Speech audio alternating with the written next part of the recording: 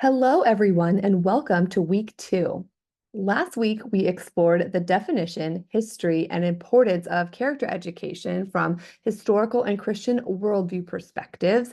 And I really loved getting to know you via your introduction videos. Thank you for the time and effort that you put into creating those. I also really appreciated reading your thoughts about servant leadership, in particular through discussion post 2 last week.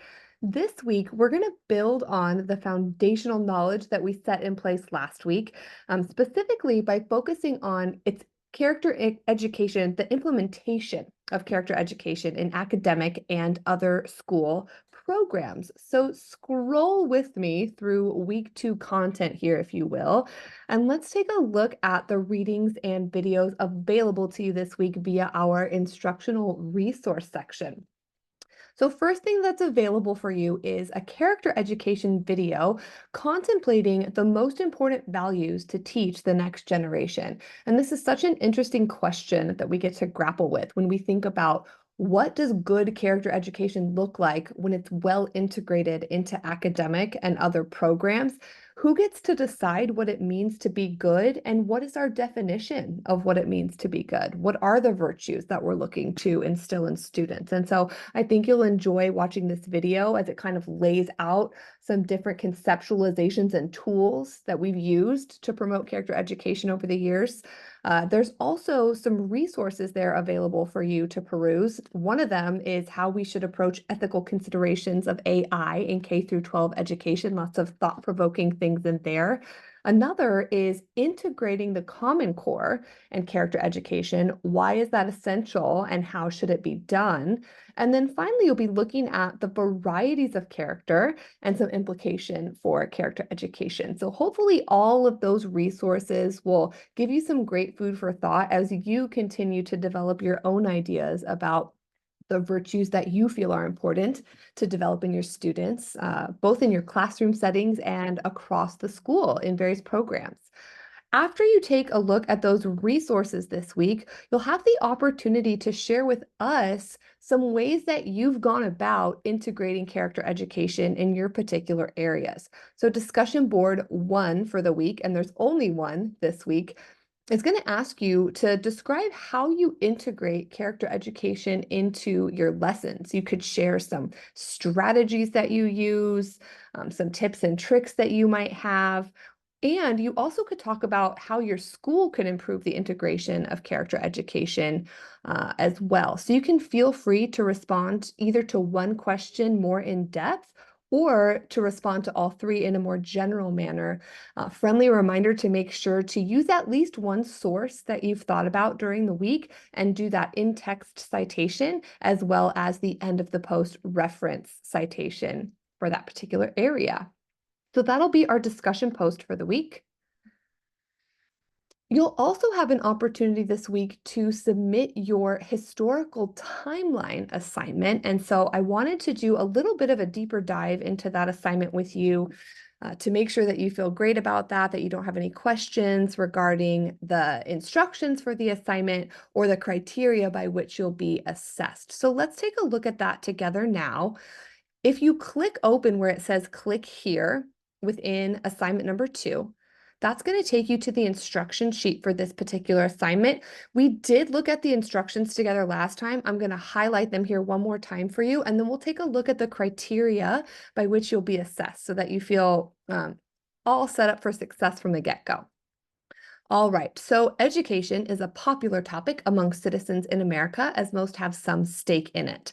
Various groups, including students, parents, theologians, philosophers, psychologists, and practitioners, are but a few stakeholders with agendas in the school curriculum. Consider how character education has or hasn't evolved over the years. Identify the philosophers, theologians, psychologists, and practitioners who have played a role in creating a foundation for character education.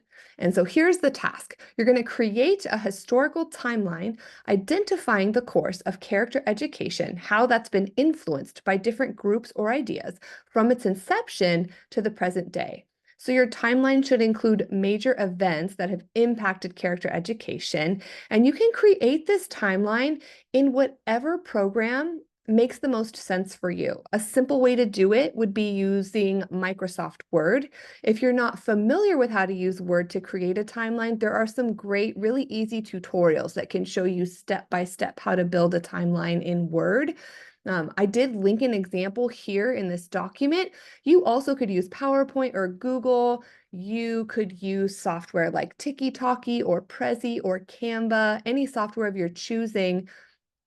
Keep in mind that your timeline should be visually appealing, engaging, that it should include nicely detailed descriptions, and that you should integrate a minimum of 8 historical influences and events. So please include at least 8 separate historical influences and events in your timeline for that final product. You'll also be using a minimum of 3 scholarly resources to support your work. You're welcome to use more. Please do use 3. And this is going to be due by 11:59 p.m. on this upcoming Sunday for week 2. So let's take a look at the assessment criteria here. One big category is that your timeline identifies the course of character education in America. Of course, we're all going for that highly developed response. We want to aim high. And so here, just want to make sure again that the content is visually appealing, accurate, and presented in logical order, that you go above and beyond to relate the graphic organizer to other course material, again, by incorporating those sources, allowing for comprehensive understanding. Go ahead and use the in timeline, if you will, in text, in timeline citations when you are citing a source, and then you'll cite your sources at the end of the timeline or in a separate area as well. Okay. In terms of identified individuals, groups, and ideas that influenced the course of character education in America, again, we're going to professionally identify those individuals, groups, and ideas. We're going to include sufficient evidence and analysis to back up the claim. Why do they deserve a spot in your timeline? And then clearly and comprehensively explain in detail any of the issues to be considered that that particular individual, group, or idea is bringing forward. So those are kind of the big buckets related to content. Couple of other things to keep in mind. We do have a section related to written communication. So I want to encourage you to use at least the correct number of scholarly resources and cite your work according to APA format. You're welcome to go above and beyond and use more than the required resources, of course. And then in terms of the overall appearance of the timeline, just making sure that your timeline has a professional appearance, is visually appealing and engaging, and includes appropriate visuals.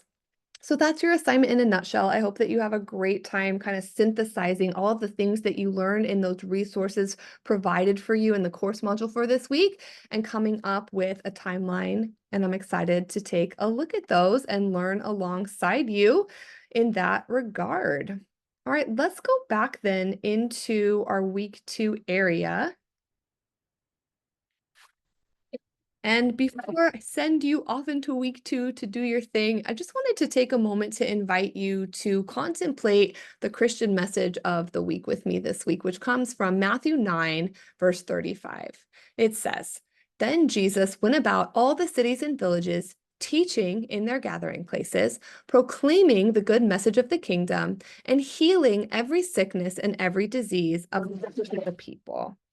And so as we encounter our students and our colleagues throughout the week, may we be encouraged to lift our people up in prayer and to consider ways in which we might serve as his hands and feet in their lives, sharing God's love for them through our words and actions in various ways. Please know that I am here to support you through all of your endeavors throughout the week. I am thinking about you. I am lifting you up in prayer, and I am here for you if you would like to reach out via email or send me a text, find a time to chat. I'm always here to support you in your endeavors. I hope that you have a wonderful week. Take care.